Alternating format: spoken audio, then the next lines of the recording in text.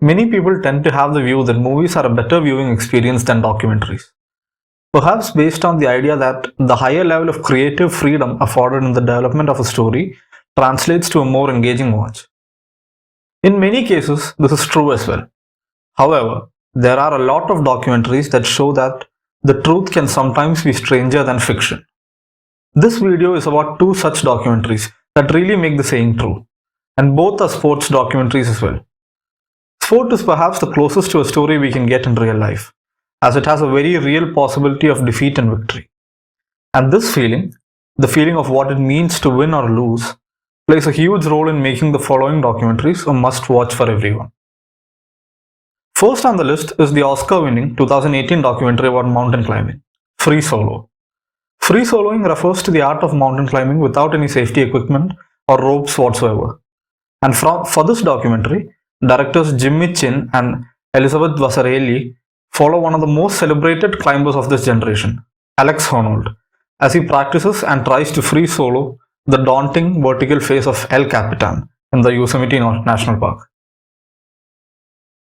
The documentary captures in detail not just his practice methods for the climb, but also his human side, the emotions he and his friends and girlfriend go through while having to acknowledge the possibility that Alex may die doing this.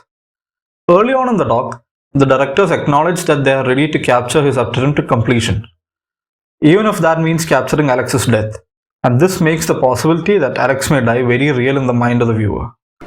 Alex's issue is not that he could possibly die, it was that he didn't want to die in front of his friends. So ultimately, we decided to film that section remotely to minimize our presence. The documentary succeeds in getting the viewer completely immersed into Honnold's journey and is a nail-biting watch from start to end.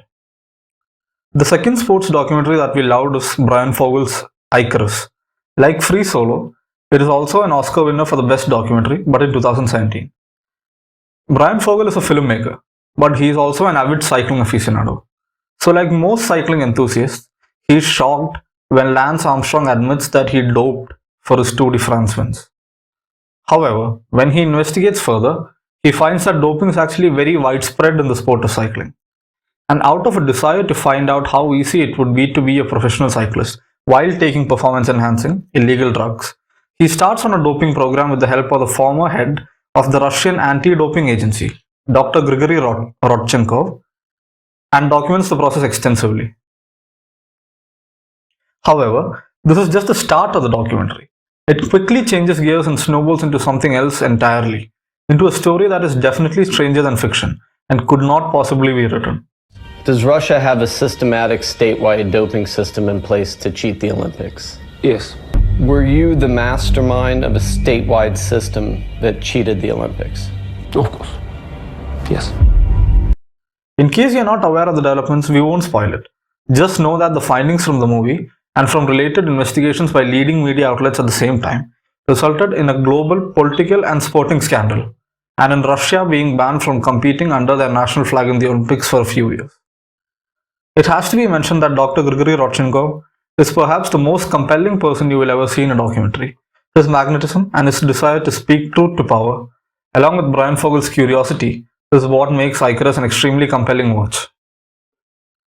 So yeah, these are the documentaries that we think everyone should watch, especially if you're not convinced that docs can be as engaging as movies. If you have watched these, what do you think?